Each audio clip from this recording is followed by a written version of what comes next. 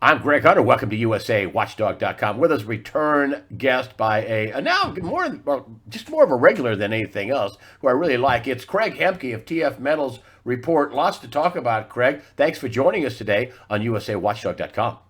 Greg, my pleasure. Just an advance warning, I'm fighting a pretty good cold, as you can probably already tell. So I'll try not to. If everybody can deal with my voice, I'll do the best I can. I got a little hot Joe right here, just in case. Good. No coronavirus for you, right?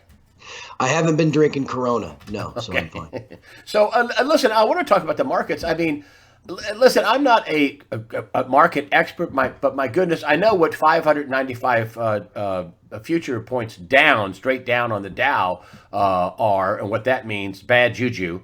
And that was what we had on Sunday until they turned it all around. They drove it up a couple of hundred futures points with the coronavirus.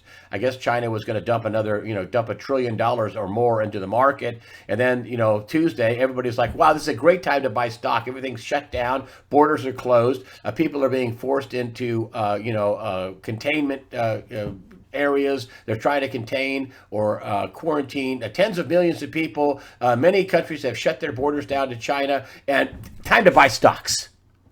All So, right, Greg. what can you I'm gonna. tell me what's going on? Because it seems almost is it manipulated? I think, of course, it is.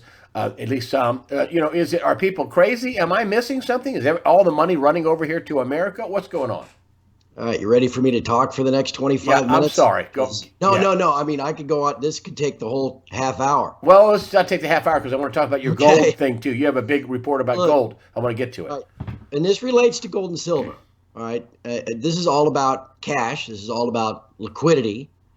And this is all, I guess, about placing that cash that is being flooded to prevent a liquidity crisis, which would seize up the markets. And then that cash has got to go somewhere.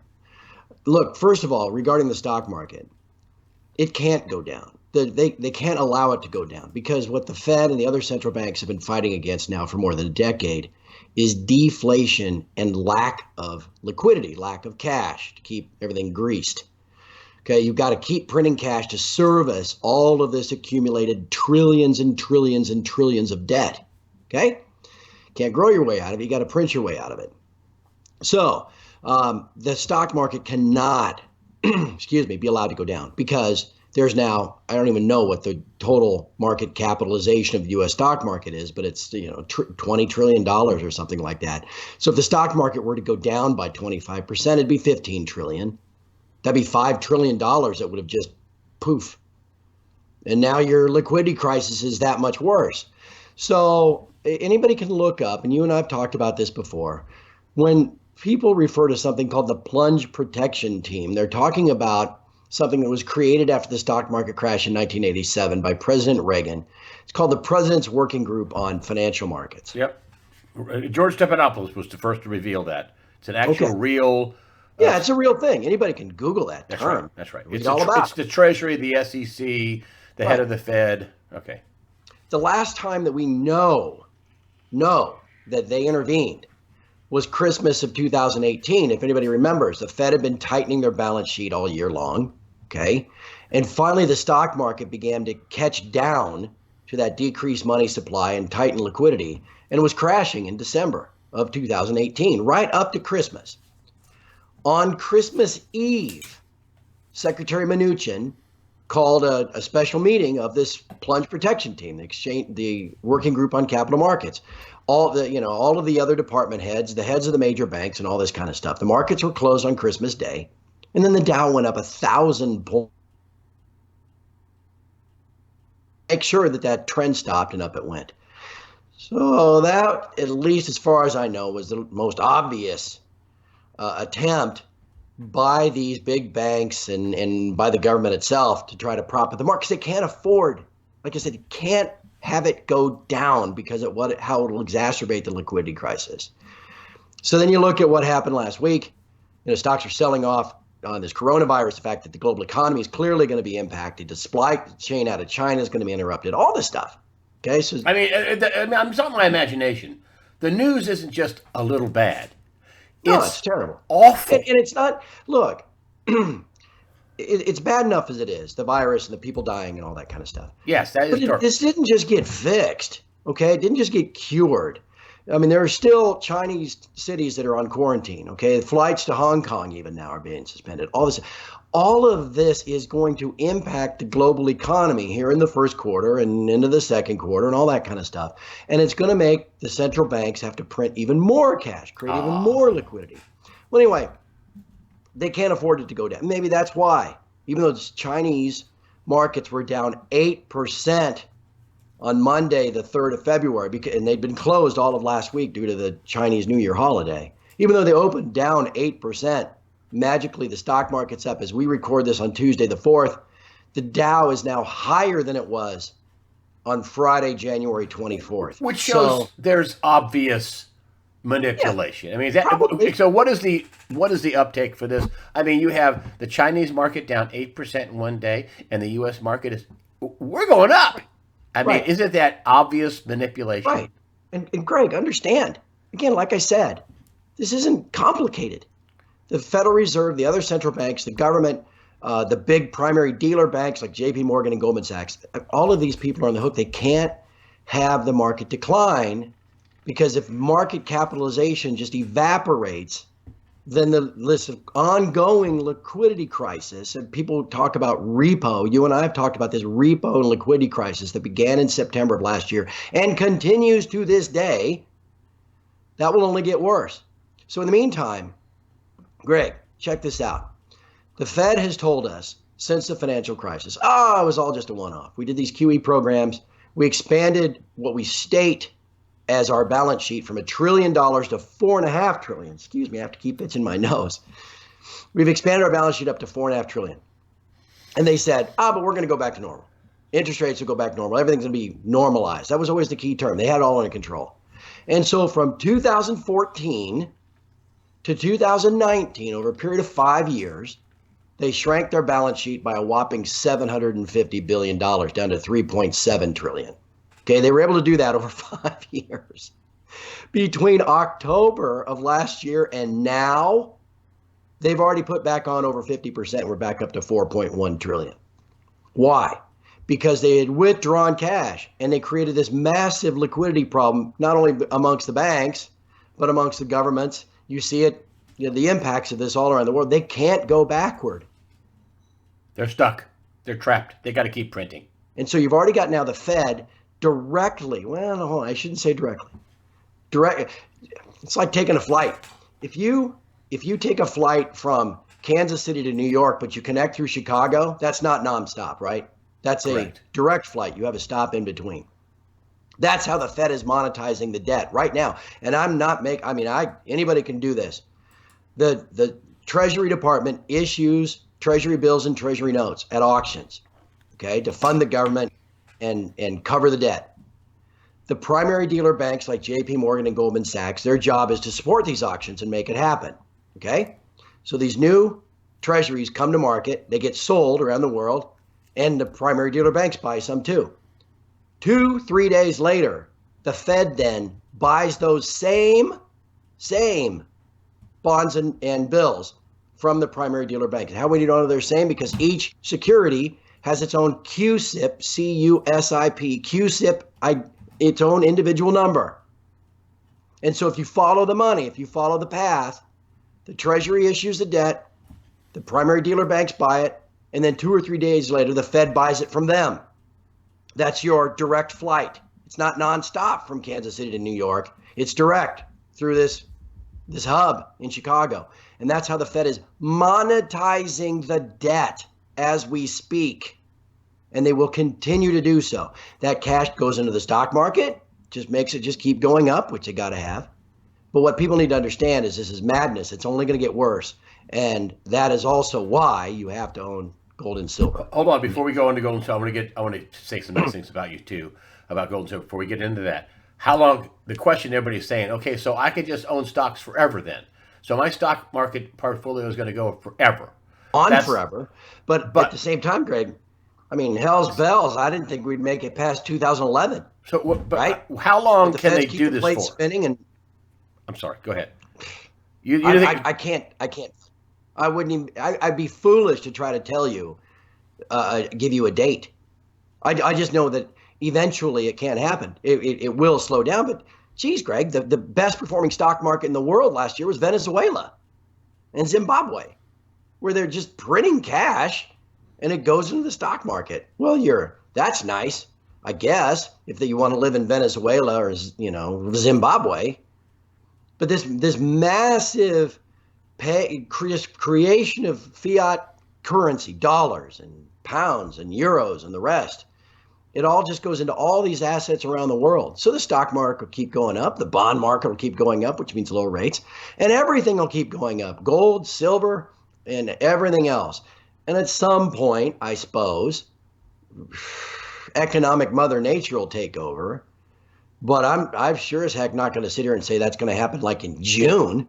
I mean, that would be foolish. No. But, so you think, I mean, even the Weimar, they printed crazy amounts of money in Weimar, Germany. And we all know how that ended. It was so crazy that it just blew sky high. You had wheelbarrows full of cash, or I guess you'd have digital wheelbarrows full of cash in our era. But so you don't know when it's going to end, but how does it end? So it can't go on forever. How does it end?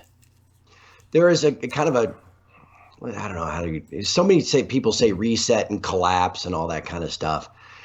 I don't want to just use those terms, but I think there's probably like a pullback that leads to kind of a panic, that leads to a steep drop in the stock market, that then leads to even more money printing. And whether that eventually causes a total system reset, I don't know. I mean, I wasn't alive back in the Weimar Republic. I wasn't alive all the other times that fiat currency schemes finally collapsed under their own weight. But I do know that in the end, when the paper money scheme collapses, as they all have in the past, they've all kind of snapped back to some type of sound money scheme instead. Okay, go back to some type of hard asset backing, whether it's a gold standard or whatever. That's the one thing I know that's always happened in the past. And I feel confident it'll happen again. And there are so many dynamics of the way gold is priced and traded that I think that, well, let's just say that when this all takes place, gold's not going to be worth $1,550 an ounce. It's going to be a little more than that. Now that our segue into gold, last year, 2019, you came on early on and said, okay, this is going to be a good gold. This is going to be a good year for gold. This is going to be the best year for gold since 2010. That was your premise. And dang, I think we're up about 20 some odd percent. And everybody was just kind of bouncing around and bouncing, just kind of, not bottom bound, but trading in a real short, tight range, right? They couldn't drive it down. They couldn't drive it up. Okay. But then it did. And I know it's yesterday, Tuesday. It was down $25 at one point, but still above this line that you wrote a report. 1550. You said 1550 is a real, line of demarcation in your report that you wrote right at the beginning of 2020, in January 2020. Now you're saying again, going to be another good year for gold. Can we talk about your projection, your forecast for gold and I guess silver? That 2020 is going to be a good year for gold and silver, despite the big hiccups down and stuff like that. We're still at 1550. Thereabout. Why are we going to have a good year for gold and silver? Give me a encapsulation of your report. Well, for all the stuff we just already been talking about for the last few minutes. What I do at TF Metals Report, I'm basically the eyes and ears. I watch this stuff all day long. And I do it, because the people that pay me the $12 a month can go about living their lives. And I kind of try to see through all the BS and tell them what's really going on. And really, if you just simply looked away from the noise and tuned out CNBC and all the lies being told, to people talking their own book, trying to promote certain ideas, you could, in 2018, it was obvious what was going to happen in 2019. Because the end of 2018, we were still being fed that stuff about the Fed balance sheet going down and interest rates going up. All the major banks, Goldman Sachs, their chief economist was talking about 4 rate hikes in 2019, and that the 10-year interest rate was going to 5%. I said, that's ridiculous, man. We'd already see the stock market was crashing as soon as it got over 3. And individuals can't way. This was just not complicated. And so I said, look, as we go through 2019, the Fed's going to be cutting. They're not going to be hiking. Sure and they're going to be restarting QE. You're They're right. not going to be drawing down their balance. Correct. And so it was pretty easy to say that it was going to be the best year since 2010 because the conditions were like 2010, and we were right. I said price would go to 1480 to 1520. We finished the year at 1519.95. So anyway, hey, look, I'd more of say, the hey, same. you were wrong, man. Yeah, I just eked it out. So anyway, I'm kidding. You were right. the That's a good Fed, as call. I That's a said, good is call, man. That's a good call. well, thank you. The Fed's directly monetizing the debt now. They Yeah. can't stop. Greg, right before Christmas, the Congressional Budget Office, whatever you think of them, came out and said the U.S. government's going to run, on average, a $1.2 trillion deficit every year through this decade. Okay? Now, and they assume, like, this kind of rainbows and lollipops economic growth of 2 or 3%. They say there's never going to be a recession. And so tax receipts are only going to soar. And even with that, they say it's going to be 1.2 trillion. Well, where the hell is that money going to come from, Greg? And like I said, the Fed is already monetizing $60 billion per month of treasury bills and short-term treasury notes. That's $720 billion a year. That's half of the deficit. They're not going to, they can't stop. And so anyway, so you sit back and you go, okay. I mean, you just see through the noise. You got all these jokers out there trying to, whatever, con you into buying more stocks or trying to get you to buy their newsletter or whatever. That they all have a stake in telling you that, gold's going to go down or whatever. It's not going to go straight up. I'd be really surprised if it did that, just simply because of the way it's priced through the trading of all this pretend, futures contracts and stuff. But now that we're above 1550, that was a critical level because 1550 had held as support for 19 months after we peaked above 1900 in September of 2011. Prices came down, held 1550 as support until April of 2013. Then it was smashed down for $200 in 3 days. Now that we're back above 1550, that's kind of a Mendoza line, if you will, to use the old baseball term. It will continue to now offer support again. Then the target becomes 1650. And I think by the end of the year, we'll probably even see 1750 for another pretty solid year. Silver, 20, 22. At the end of the day, where I think the real opportunity, if people want to make some cash that's constantly being devalued by the Fed, but if you want to make some cash, the real opportunity is probably in the mining shares. Because the mining shares, think if you're, I don't know, Newmont Mining. And when prices were $1,250 an ounce and your production costs were $1,200 an ounce to get it out of the ground, I don't know what the hell it was. I'm just making an example. You made $50 an ounce. Well, at 1550, your production costs are probably still $1,200, but now you're making $350 an ounce. And that's going to continue. That's going to draw all this massive amount, these trillions and trillion dollars of global cash is going to draw it into the sector. And let me give you one more stat, Greg. I'm sorry, I've been talking for a long time. I can tell the voice is fading. Global asset allocation to the precious metal sector, and I'm talking about all the forms, whether it's futures contracts, unallocated accounts, ETFs, mining shares, whatever, is less than 1%. Wow. Okay? For mining, everything. Hold on a minute. All together. Hold on a minute. I heard it was physical was less than 1%. No, but you're saying everything. You're talking all of it together. GLD, Newmont, physical. All the pension funds, the Swiss national banks, the insurance companies, everybody, the high net worth, the mutual funds, all that stuff. Total global asset allocation exposure to the precious metal sector is less than 1%. The highest it's ever been was in 1980. Remember when whip inflation now and before Volcker went to work and all that stuff? Got to 8%. Now look, I'm not going to tell you we're going back to 8. I have no freaking idea. But if it goes to 2%, wow, you've got twice as much cash chasing a relatively finite amount of goods. Okay, mining shares, ETF shares, whatever. That's Econ 101, man. You get twice as much cash demand chasing a finite supply. Remember those aggregate supply demand charts from econ? Okay. It means higher prices, period. I mean, this isn't complicated. And so you get all this cash, and when's that going to happen? Things like the GDX, which is the ETF of the major mining shares, it gapped down when gold got crushed through 1550. It gapped down through 33. It's now about, I don't know, 28 or 9. Once it gets back above 33, which is also about where it got in 2016, then you're really going to start turning some heads. And it's going to go from 33 to 40 to 50 pretty quick. Well, so what I want people to do, the people that are subscribers to my site, what I keep reminding them, you got to keep your eye on the ball. Don't pay attention to this tick by tick crapola. As we talk, gold's down $25 today. Well, guess what? It's right where it was last Tuesday. Okay? It's also up $35 on the year. Okay? Don't let this tick by tick stuff fool you. I will tell you that Ray Dalio, who I bring him up a lot because silver, all of it go up as we go through the year. I'm sorry, I cut you off. You froze. So you That's think right. gold and silver will all go up through the year? I'm sorry. Forgive me. Yeah. Yeah, it's not straight up. Okay?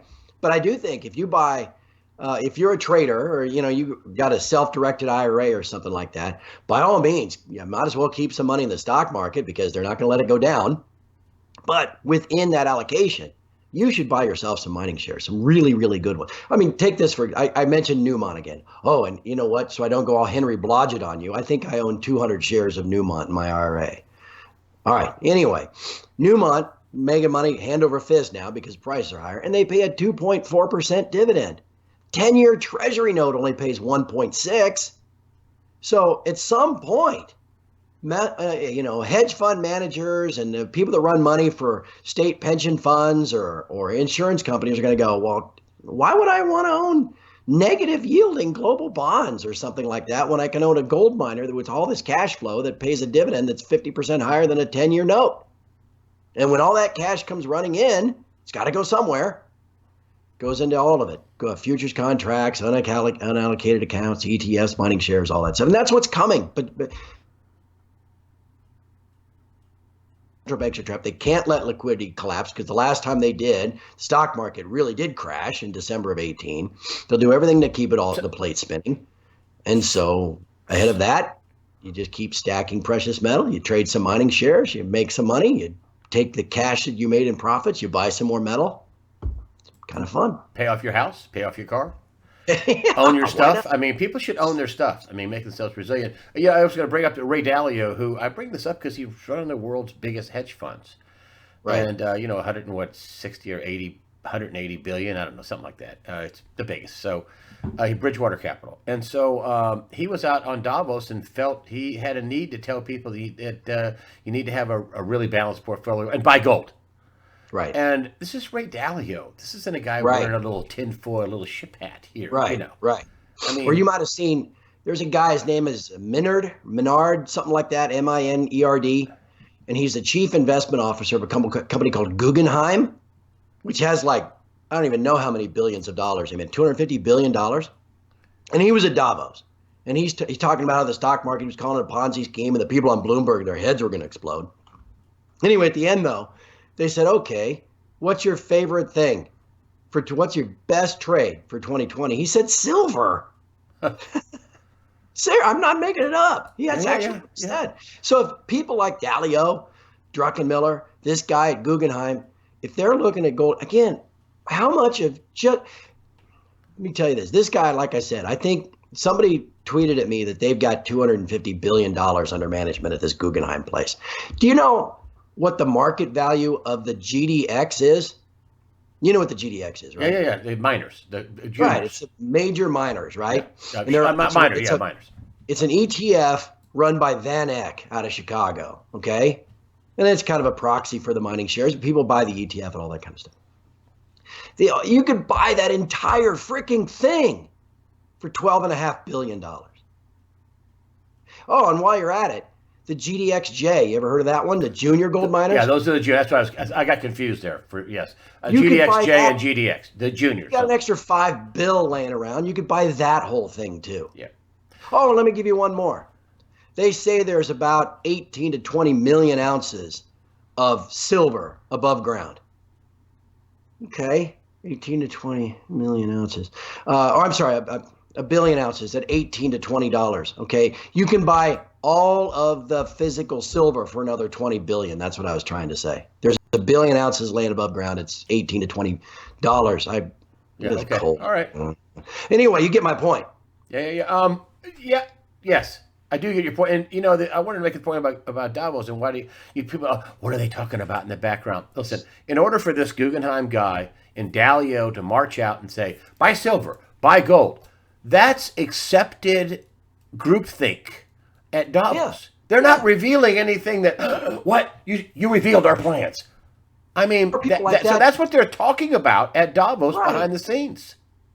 Right. And so as people figure this out, Rich people are buying metal. It's gonna have an impact. Yeah. Like I said, a guy with $250 billion could buy both of the entirety of those funds for what? Not even 1% of the assets at Guggenheim. So once this all sinks in and gets rolling, like I said, gold's not going to be 1550, silver's not going to be 20, and your mining shares are going to be where they are. And so people, this is the eyes and ears that I hopefully provide for people in getting them to position themselves ahead of this stuff. Yeah. Nice, simple, direct analysis. Makes sense. You know the truth when you hear it stuff. Your TF Metals report. Number one, we had kind of glanced around your analysis, your look forward in 2020 for the metals complex. You think you wrote it in early January. I'll put a link to that at the end of the after the interview sections for you folks on YouTube. Go over to usawatchdog.com. There's a section after the interview. It's simple. It's marked that way. There'll be a link there. Also, your enterprise, the TF Metals report. It's a subscription service. It's pretty cheap. And you were telling me at the beginning of the interview, I got a code for you too to make it cheaper. Yeah. So, what's your code? And I'll put that in there too, right? Yeah, please feel free. I love your audience, man. They're good folks, and every time we do this, some people come over and join the site. And I want to make it look. This is pretty important stuff. And if you're busy, you're living your life. I'm talking to whoever's watching us, and you're worried about your parents and your kids and your house payment and making ends meet, just like me. You don't got time to keep track of all this stuff. So, like I said earlier, I do it for the subscribers on my site. I charge you 40 cents a day, so. Whether you can afford it, $12 a month. But hey, look, find out if it's valuable. I'll give you a coupon code. You go to my site, you hit the subscription button, you go through the process, you sign up for $12 a month. But if you enter a coupon code, let's just call it Hunter, just to keep it easy, HUNTER. You enter a coupon code of Hunter, you get half off your first month. So now it's $6. Okay. Now, if you don't cancel, I can't cancel for you. No media can do. What am I going to do? Go through thousands of people every day and find out if they wanted to renew for another month? So you automatically renew at $12 a month after a month, but you can cancel anytime. But at least for the first month, you enter that coupon code of Hunter. It'll be $6 a month, 20 cents a day. And I think between my analysis every morning, the podcast I record every afternoon, and then the massive group of informed, educated, smart people from all around the planet, from all political stripes, walks of life, that recognize we're all in this together, that are already members there. You'll glean a lot from them too. So anyway, you've got a great audience. They're smart people. I'm just your eyes and ears to the world. So if you want to come check out TFMR, check it out. Craig Hemke, the creator of the TF Metals report. I really appreciate you coming on and straightening this out on on crazy gyrations of the markets and everything else. I really appreciate you coming on. Greg, look, the main thing is you, me, everybody that follows you on YouTube and everybody that follows me at TF Metals Report, we're all in this boat together, man. I don't care what your politics are, all that stuff. You can fight about that if you want. But we're all sailing off the edge eventually. We got to help each other out. We got to help each other get through it. So it's a pleasure to come on and come back anytime you want. All right. Well, okay. We'll have you on soon. Craig Hemke, TF Metals Report. All the information that I talked about is going to be your sign-up code. Hunter, it's going to be all lowercase, Hunter? Or uppercase, doesn't matter. Okay, all right. Well, it won't matter. So Hunter, any upper or lowercase combination of HUNTER. Okay, great. Craig Hemke, thanks for joining us today on USAWatchdog.com. All the best, my friend.